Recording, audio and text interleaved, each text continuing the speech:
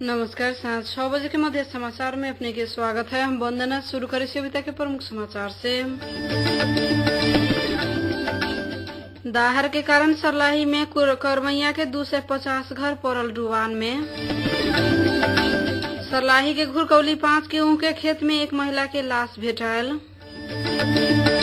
पूर्व प्रधानमंत्री के हैसियत में चढ़ी सरकारी गाड़ी कांग्रेस नेता देउवा कैलन फिरता। आज संविधान सभा के निर्वाचन करे के विकल्प न भेल से कांग्रेस नेता विमलेन्द्र निधि के दावी। अब समाचार विस्तार से। काल रात भेल अविरल वर्षा के कारण विभिन्न नदी में आयल दाहर से सरलाही करमैया के 250 घर डुबान में पड़ल है। नाई के गोडारी डुमहजोरा मुडबेला लगायत के नदी में आयल दाहर से करमैया 9 के 250 घर डुबान में पड़ल है। दाहर से नया बस्ती, पुरानो बस्ती, रेम्बो टोल के 100 बीघा से बेसी जमीन में लगाल गेल धान मकई लगायत के बाली में सेहो क्षति पहुंचले से राष्ट्रीय भूमि अधिकार मंच सरलाही के अध्यक्ष जीत बहादुर गोल जानकारी दिलन। दाहर से करमैया से अथवा जावला रास्ता में समेत क्षति पहुंचले से हो जानकारी दिलन। गांव में दाहर पैसे लागला से समस्या समाधान के लिए इससे पहले ही गाविस में ज्ञापन पत्र बुझाला पर भी गाविस से कोनो पहल न कैले से स्थानीय आरोप लगेले है। एमर पूर्व पश्चिम राजमार्ग अंतर्गत करमैया 4 में भेल डुबान एक्सकावेटर प्रयोग करके हटायल गेल है।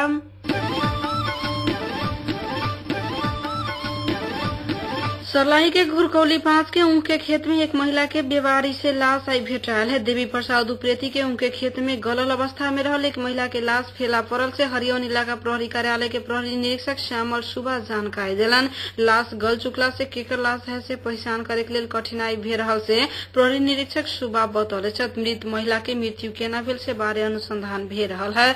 महिला के मृत्यु 1 हफ्ता पहले ही हो सके से प्रहरी के अनुमान रहल है। घेट में लगैले माला तथा हाथ में लगैले चूड़ी के प्रकृति देखला पर महिला हिंदू धर्मावलंबी रहल से चिन्हायल है।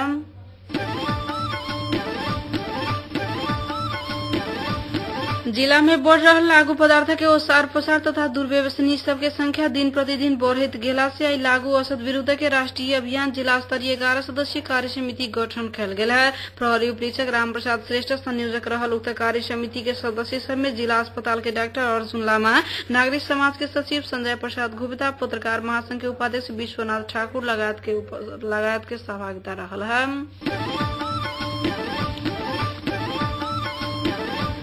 नेपाली कांग्रेस के वरिष्ठ नेता शेरबहादुर देउवा पूर्व प्रधानमंत्री के हैसियत में चढ़ी सरकारी गाड़ी फिर्ता कैले छ। देउवा गृह मंत्रालय उपलब्ध कराइले 661026 नंबर के टोयोटा प्राडो फिर्ता कैलन। देउवा ईंधन सचिवालय लगायत के सुविधा न लेले से हुनकर स्वकीय सचिव भानु देउवा जानकारी दिलन। पूर्व प्रधानमंत्री सूर्य बहादुर थापा सुविधा के गाड़ी सेहो फिर्ता कैले छ। पूर्व प्रधानमंत्री से पुष्प कमल दाहाल प्रचण्ड, माधव कुमार नेपाल, झलनाथ खनाला, लोकेन्द्र बहादुर चन्द, पूर्व सभामुख सुभाष चन्द्र नेमाङ, रामचन्द्र पौडेल सुविधा के गाड़ी फिर्ता कर चुका थे।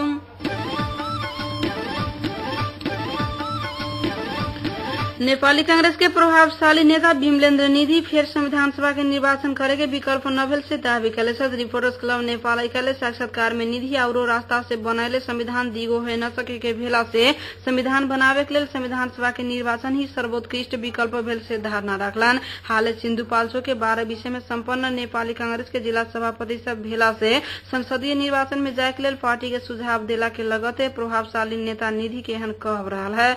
निधि कांग्रेस पहले ही सहमति के प्रधानमंत्री वरिष्ठ नेता शेरबहादुर देउवा, बहुमतीय प्रधानमंत्री रामचंद्र पौडेल पार्टी निर्णय कैले और निर्णय अभी तक से हो कायमे रहल अवस्था में विवाद करे के औचित्य न भेल से हो जिक्र कैलन।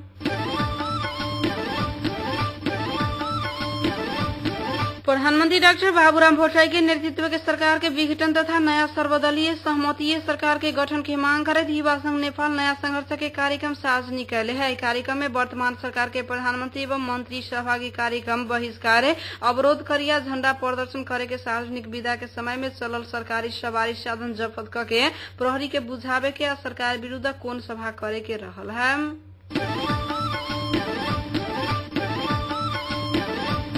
मध्य समाचार के अंत में प्रमुख समाचार एक बार फिर से।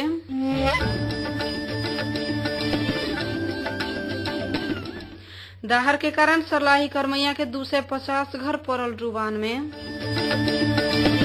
सर्लाही के घुरकौली 5 के ऊख खेत में एक महिला के लाश भेटायल। पूर्व प्रधानमंत्री के हैसियत में चढ़ैताल सरकारी गाड़ी कांग्रेस नेता देउवा कैलन फिरता। आज संविधान सभा के निर्वाचन करे के विकल्प न भेल से कांग्रेस नेता विमलेन्द्र निधि के दावी। अही के संग सांझ 6 बजे के मध्य समाचार आइटम समाप्त हुई। वंदना दिया जाए कि आगे सुनते रहो रेडियो मध्य 89.3 मेगाहर्ट्ज। नमस्कार।